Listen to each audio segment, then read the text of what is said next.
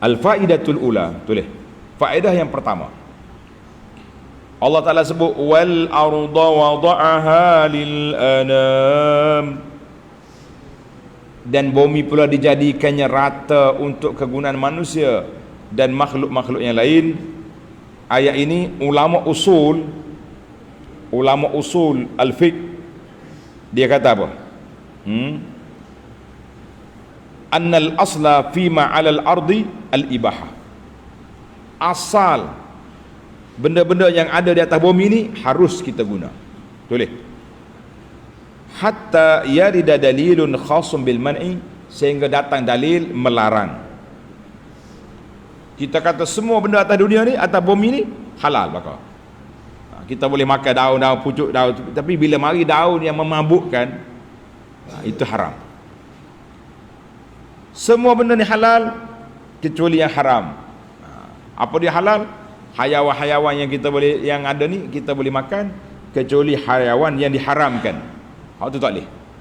Itu dia punya kaedah dalam bab makan minum, dalam bab kerja buat, al aslu al halal, sehingga mari dalil mengharamkan.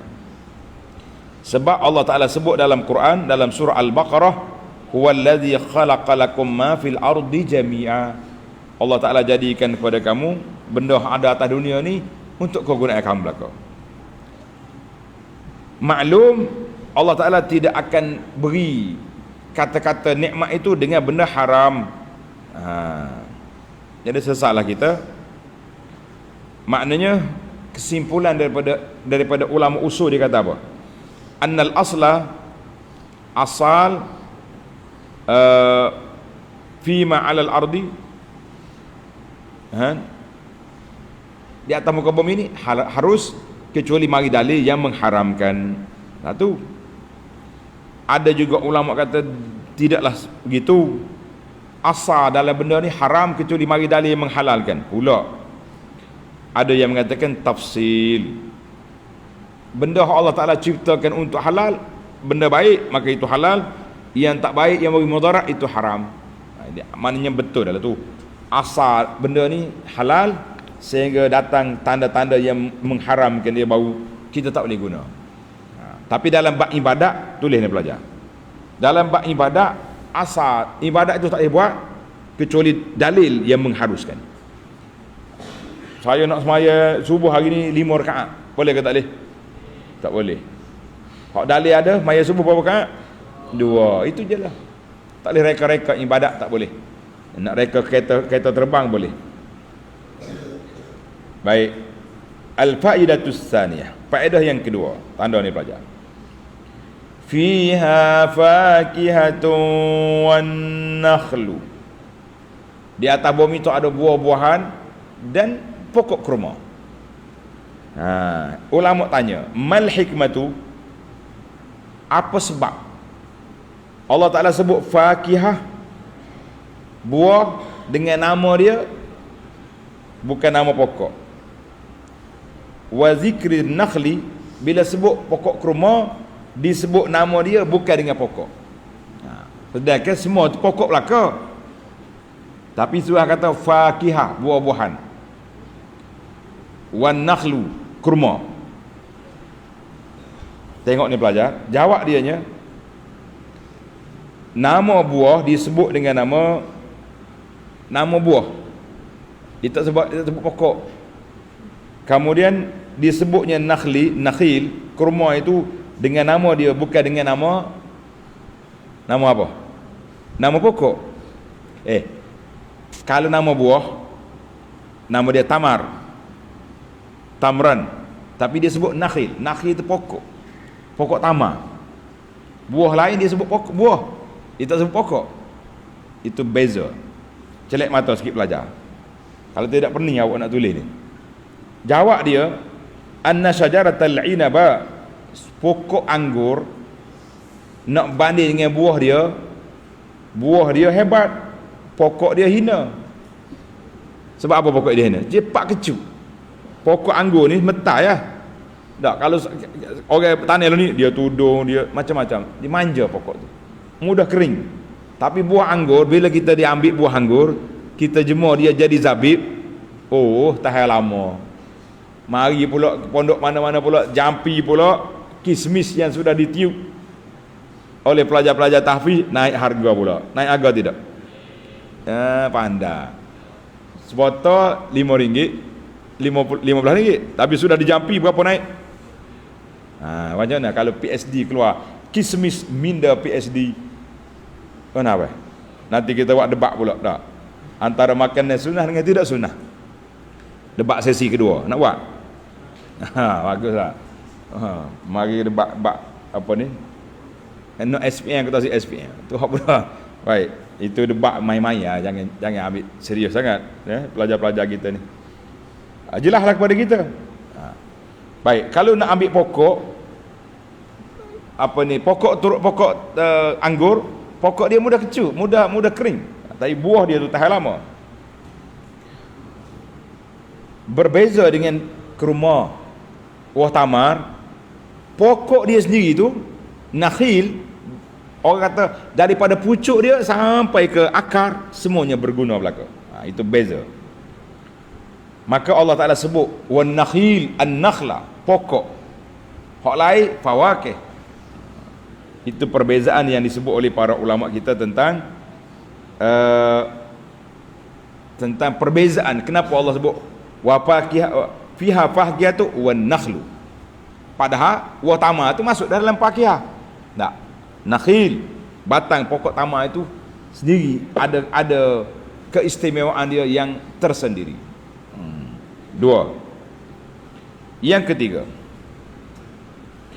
fa bi ayyi ala'i rabbikuma tukadziban, maka yang mana satukah ya di antara nikmat-nikmat Tuhan kamu yang kamu hendak dustakan wahai manusia dengan jin? Hak mana satu? Tengok dia sebut di sini Rabbi. Lafaz Rabbi, Tuhan kamu, Tuhan kamu, pencipta kamu, pentadbir kamu, yang menjadikan kamu, yang beri rezeki kepada kamu. Ayat ini isy'aram birrahmati, menunjukkan kepada rahmat Allah Taala. Rabb, mana Tuhan cipta kamu, dia beri rezeki pada kamu.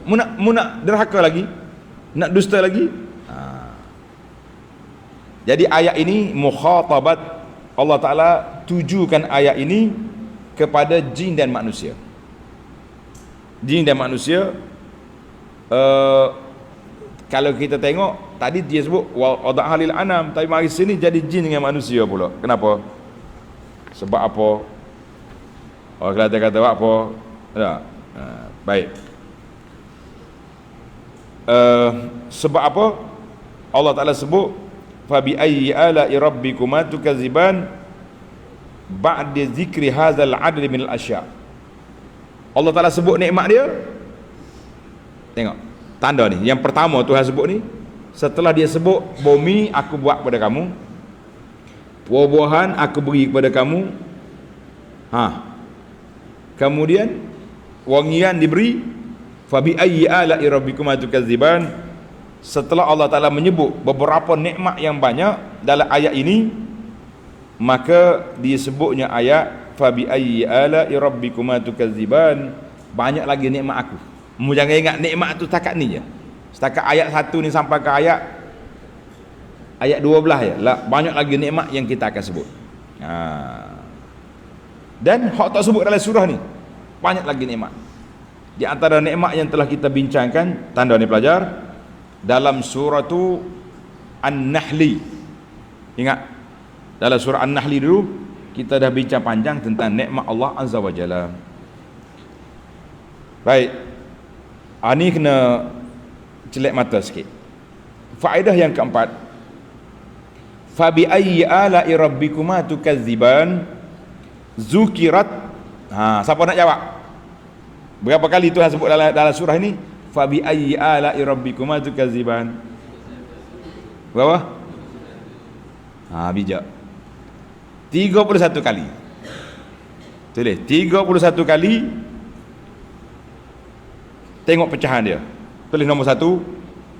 8 kali fa bi ayyi ala'i rabbikuma tukadziban. 8 kali zukirat Allah Ta'ala sebut selepas menyebut keajaiban makhluk-makhluk ciptaan Allah Azza wa Jalla, dia sebut 8 kali.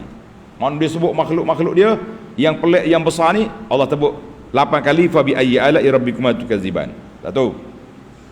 Kategori yang kedua, tulis 7 kali. 7 kali Allah Ta'ala sebut selepas menyebut ayat-ayat tentang neraka. Dia sebut neraka Jahannam dan huru-haranya, maka disebut 7 kali. Fa bi ayyi ala'i rabbikuma tukadziban. Yang ketiga, tulis nombor 3, 8 kali pula setelah Allah Ta'ala sifatkan jannataini, 2 syurga itu, dan penduduk-penduduknya sama dengan 8 pintu syurga. Pintu syurga ada berapa? 8. Maka disebut 8 kali. Fa bi ayyi ala'i rabbikuma tukadziban. 7 kali selepas neraka. Kenapa? Pintu neraka ada berapa? 7. Ingatlah, tulis molek. 7 kali selepas disebut tentang neraka, maknanya pintu neraka tu ada 7. Abu Jahannam sab'ah. 8 kali lagi setelah dia sebut nikmat-nikmat syurga yang lain daripada yang pertama tadi. Banyak lagi nikmat. Ambil daripada ayat Quran, wa min dunihima jannatan, ayat 62. Mana artinya siapa dia i'taqada, siapa dia beriktikad dengan keesaan Allah Ta'ala, dengan kekuasaan Allah Ta'ala, sebagaimana 8 ayat yang pertama tadi, dan dia beramal dengan 8 ayat yang kedua ini, maka Allah Ta'ala selamatkan dia daripada 7 pintu neraka Jahannam. Awak faham ke tidak? Ulang balik rakaman kita ni. Menarik dia punya perbahasan. Jadi ingat, 8 kali 3 berapa? 24. 7 neraka, 31. Tepat. Alhamdulillah. Jawapan kata 31 kali Allah Ta'ala ulang fa bi ayyi ala'i rabbikuma tukadziban. Jelas ke tidak? Oh, ngapuhlah budak ni. Balik contoh ni, carah kaya. Dalam ayat ni ada 31 kali 3 pecahan. 8 setelah menyebut tentang makhluk-makhluk yang ajaib. 8 yang kedua setelah disebut tentang syurga jannatan yang pertama. Kemudian 8 lagi pula untuk jannatan yang kedua, jannataini. Kemudian 7 selepas menyebut tentang azab neraka, maka jadilah 31. Artinya siapa dia berpegang, beriman dengan Allah Azza wa Jalla dengan 8 yang pertama, kemudian dia akan berhak menerima 8 yang kedua, iaitulah syurga-syurga yang dijanjikan oleh Allah, maka dia akan selamat daripada 7 pintu neraka, wal iyazubillah. Baiklah, sebagai yang terakhir, yang kelima, masih lagi dalam ayat fa bi ayyi ala'i rabbikuma tukadziban. Anna kullama yaf'aluhu subhanahu, semua apa yang Allah Ta'ala anugerahkan kepada kita ini, iaitulah ihsan semata-mata. Semata-mata belah kasihan, semata-mata anugerah yang Allah Ta'ala berikan nikmat kepada hamba-hamba dia. Karena itulah setiap kali Tuhan sebut nikmat, maka dia ulang balik fa bi ayyi ala'i rabbikuma tukadziban. Mu nak dusta lagi, mu nak derhaka lagi, mu nak tak dengar kata lagi, aku bagi 7 kali selepas bila? Selepas menyebut tentang neraka. Na'udzubillah. Dia ayat ini surah Ar-Rahman, iaitulah surah yang menyebut tentang nikmat Allah dengan pertanyaan 31 kali, fa bi ayyi ala'i rabbikuma tukadziban. Alhamdulillah, tamatlah perbincangan kita untuk pagi ini. Insya-Allah kita akan sambung perbincangan kita